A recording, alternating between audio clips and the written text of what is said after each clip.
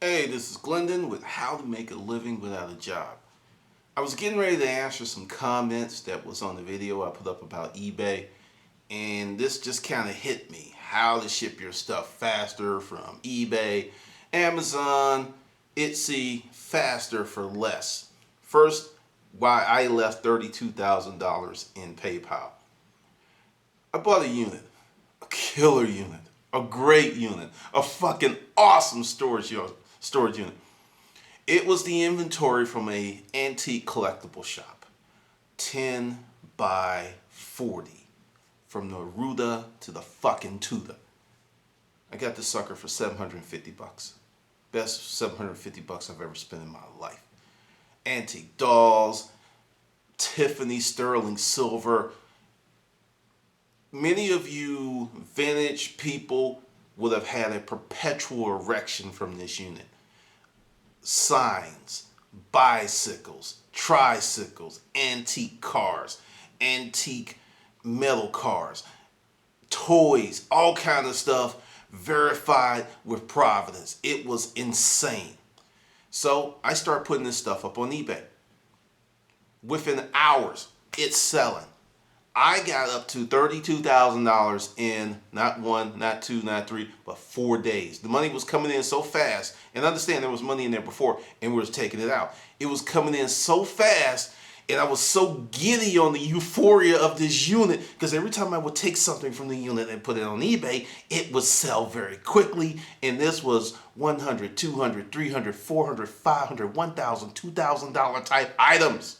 So in the beginning, before I knew that eBay would bend you over and fuck you with a concrete dick, I was the eBayer. I loved eBay. I was crazy about eBay. So that's why I left the money in there, because I didn't think anything was going to happen. Like many of you who didn't know. That's why I put up the videos, and that's why I'm telling you what can happen. Because I didn't know. I had no clue. I was just like, we're making money. My partner, every day, we're like fucking high five, fist bumping, doing this because it's a party. It's a fucking party. So that's why the money was in there, and that's why like it just came so quick. Money was coming out and it was coming in. It was just I hope that you wake up one morning and see 40 emails from PayPal. You got $100, you got $2,000, you got 400. Just every morning for like 3 weeks, you see those kind of emails.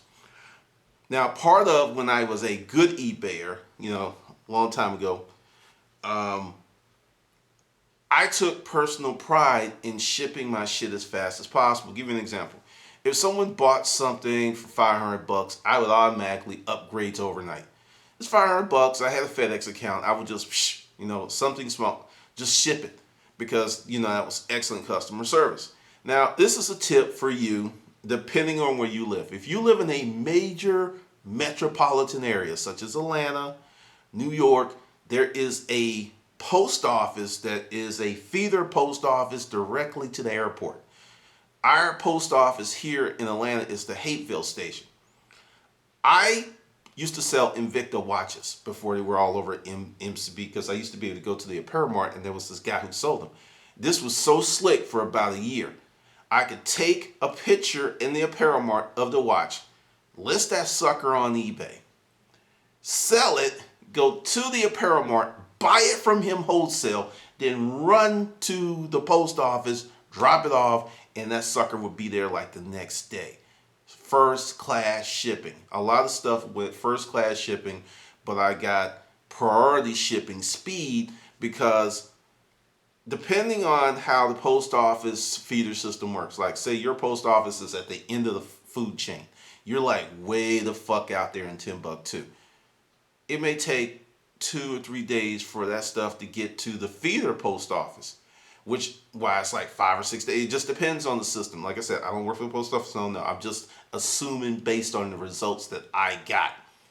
So by going directly to the feeder post office, I mean, seriously, like they have the post office boxes outside the Hateville station, and they tell you the guys come out with the bin and they get the stuff every hour and hour, and it goes in there, and sometimes within 2 hours it's out of Atlanta, depending on how their workflow is going. Within 2 hours, it is out of Atlanta.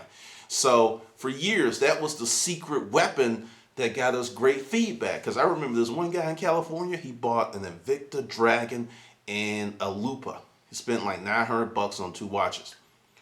I immediately took that sucker like priority mail, took it to Hateville. He got both of them the next day. Dude actually referred 10 other people to us because he was just like totally blown away. Got his watches. He bought them that night and got to rock them at work the next day because he bought them on a Sunday. And that's another thing with this feeder post office. It's open 7 days a week. I would go down there with Humpty the van, just loading up stuff.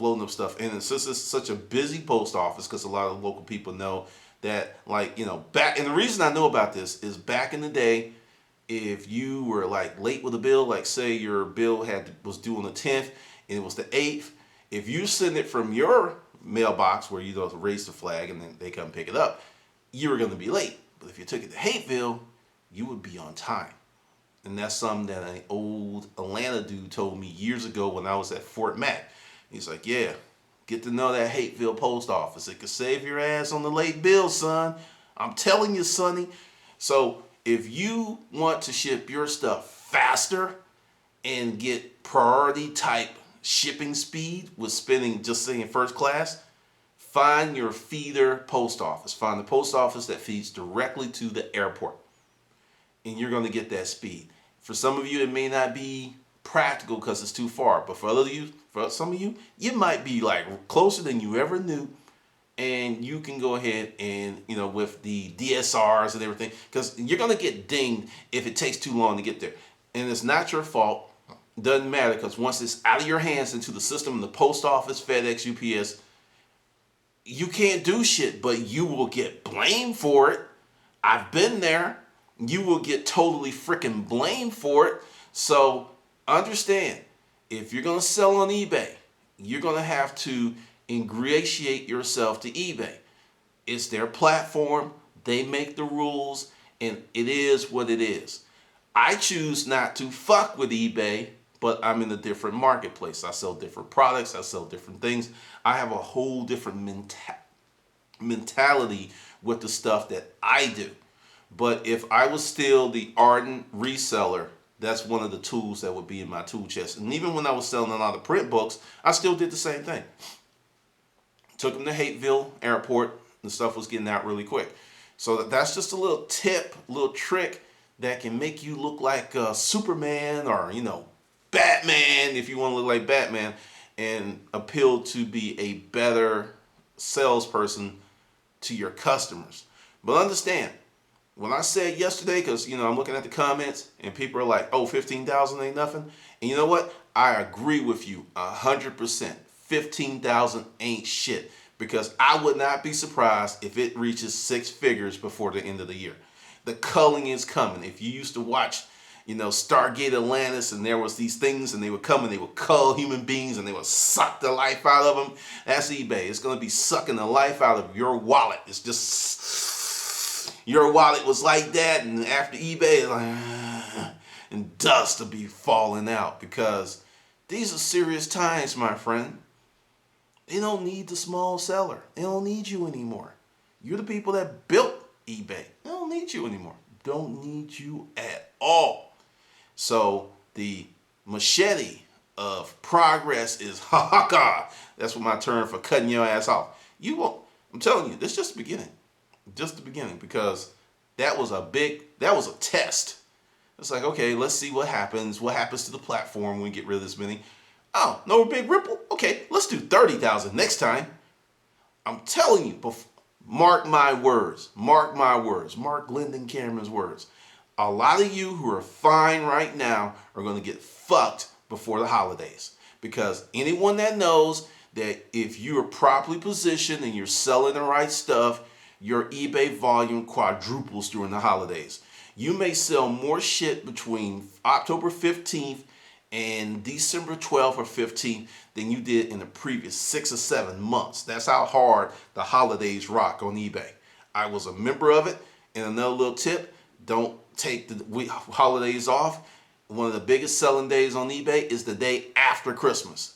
Crazy, I know, then New Year's, because our eBay graph did this. The holidays would rock, then it would kind of level out, and it would stay high January, February, March, April, and May, and would kind of dip a little in the summer depending upon what kind of products we were getting out of storage units. So understand, if you're going to play the eBay game, play it well. Play it well, because they're the pimp and you're the hoe. Understand that. A lot of people don't like that terminology, but they're the pimp and you the hoe. And you know how it goes. When the pimp says jump, bitch, you need to jump.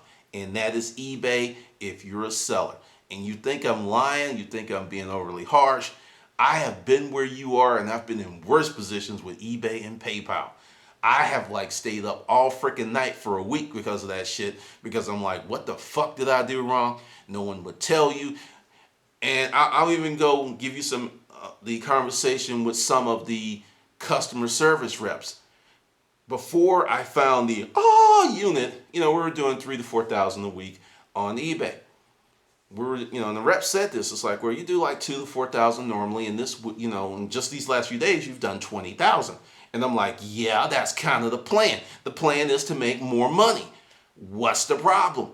And the thing is, the stuff that was coming, I was sending this stuff out first class, overnight delivery, because this one guy bought some very fragile dolls. And I already knew the deal. My partner was like the expert shipper, because she had learned that sometimes you got to put stuff in a box, in a box, then put it in 3 boxes. One big ass box with peanuts around it, then another box, peanuts around it, then the items if it's fragile, because they treat your shit like it's rocks at FedEx, UPS. You've seen the videos. They're throwing your shit. So these dolls were fragile. I mean, wrapped each one individually, and the dolls were like maybe this big. But this big and maybe that wide, and there was 3 of them. Dude paid $1,200. The box that they went out in was this freaking big. It went out in 4 boxes. He got his shit overnight, and he was happy, and the shit was intact. Because I'm telling you, when you sell something very expensive and you ship it, you are just waiting for that shoe to drop, that something's gonna happen, or it's gonna be broke, or it's gonna be messed up. That's one of the reasons I don't fuck with eBay and Amazon. That stuff is just,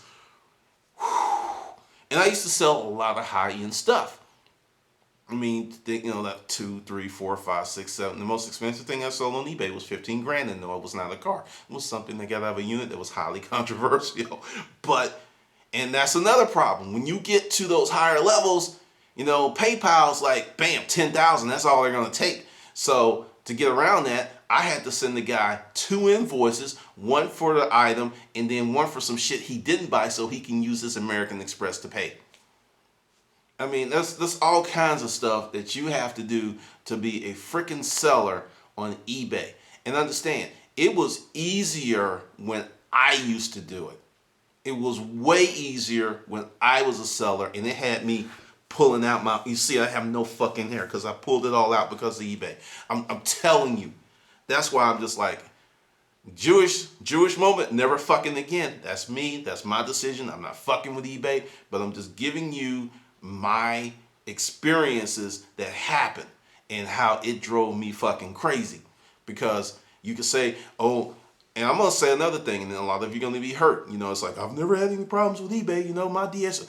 Bitch, you don't have volume. You get volume, you will have problems with eBay. And when I say volume, when you're selling 2,000 items a month, you're selling 3,000 items a month, you will have problems. You will have chargebacks. You will have crazy ass customers. You would have fucking Chewbacca like, coming up in your life. I'm telling you. So if you're only selling 10, 20, 30, 40, maybe 50 items a month, maybe 100, yeah, you cool. Get to 1,000, bitch. See what happens. You will get problems. And see, that's another thing. A lot of people talk what I say out of context, because you'll have 2 people having the same conversation, and it's like, well, I've never had any problems. Yet this person is only selling 10 items, and then the other person who has problems is selling like 250 per month.